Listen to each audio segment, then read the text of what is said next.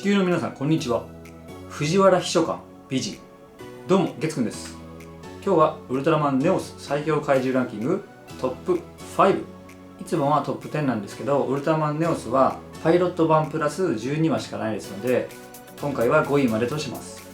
評価基準はこちらのルールにのっとって、私ができるだけ客観的に人気や知名度は関係なく純粋な強さのみで順位をつけさせていただきました。ウルトラマンネオスは10年ぐらい前まではマイナー扱いで、でも今は人気と言えるまであるウルトラマンですけど、出てくる怪獣が話題になることってほとんどないと思いますので、ぜひ最後まで見ていってください。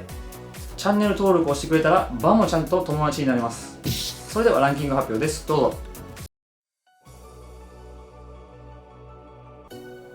の前に、ランクインしてもいいほどの強さを持っているんですけど、ルール上入れられなかった怪獣を一体ご紹介します。10話決断せよ SX 救出作戦に登場した隕石怪獣ギガドレッド。人工衛星と宇宙の微生物が合体して誕生した怪獣で、攻撃能力も防御能力も高くて、ウルトラ721がネオスでも倒すのは厳しいみたいなことを言うぐらい強いんですけど、体内に周囲300キロを吹き飛ばすほどの威力を秘めたミサイルが爆発寸前の状態で取り込まれているので、放っておいても勝手に死ぬんですよ。でも怪獣の能力自体は高いですので、倒すのは難しいみたいな感じで、300キロを吹き飛ばす爆発に耐えられる怪獣か再生できる怪獣以外全員と引き分けになっちゃいます。強いんですけどね。強いんですけどルール上ランクインできなかった怪獣でした。それでは今度こそ順位発表です。どうぞ。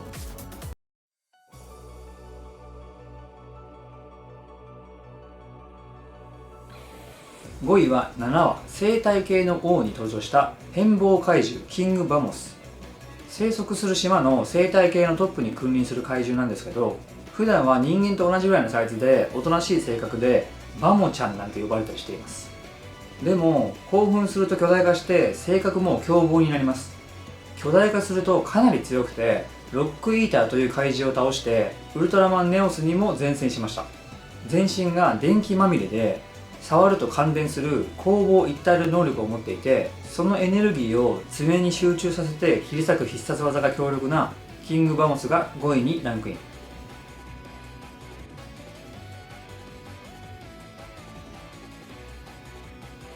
4位は8話よみがえれ地球ハート南へに登場した原生魔獣ラフレシオン。ミサキという美人が密かに育てていた怪獣で、地球を浄化させるすごいいい怪獣だと思っていたんですけど、実は全然違っていました。よくバレずにこんなにでかくなるまで育てましたよね。餌代とか半端ないやろ。ジラースを育てた二階堂教授並みの育成力ですね。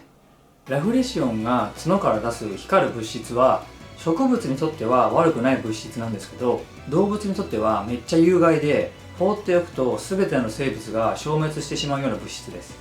ウルトラマンネオスにももちろん有効でダメージを与えていましたし、口から火球を吐くこともできてネオスを苦戦させました。ミサキに弱点を教えてもらって倒したラフレシオンが4位にランクイン。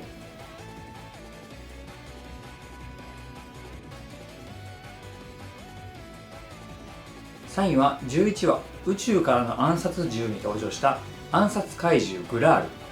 ル。2位とめちゃくちゃ迷ったんで、ほとんど順不動ぐらいの感じです。ラスボスが宇宙のいろんな生物の長所を合体させまくって作り出した最強の怪獣です。角から破壊光線、口から火球を吐いて敵のエネルギーを吸収して口から光線にして吐く能力もあります。ザム星人を瞬殺した後、ウルトラマンネオスもボコボコにしてダウンさせます。最後の力を振り絞ったネオスに無理やり倒されますけど、ネオスも深刻なダメージで力尽きます。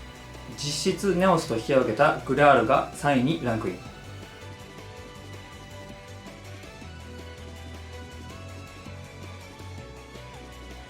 2位は6話ザム星人の復讐に登場した復讐ロボットザムリベンジャー。ザム星人が作ったロボットで体がカッチカチで、ウルトラマンネオスの打撃系の攻撃は一切通じなくて、文字通りびくともしません。しかもネオスラッシュを何度も跳ね返すようなバリアも張ることができて、防御面は鉄壁です。攻撃面でも両手から強力な破壊光線やミサイルを発射することができて、ウルトラマンネオスを完封します。最終的にはウルトラ721がザム星人の分かりやすすぎるヒントをもとに誘導装置を見つけて破壊したので、なんとか倒すことができました。普通に戦ったらウルトラマン1人じゃまず勝てないであろう強さを持ったザムリベンジャーが2位にランクイン。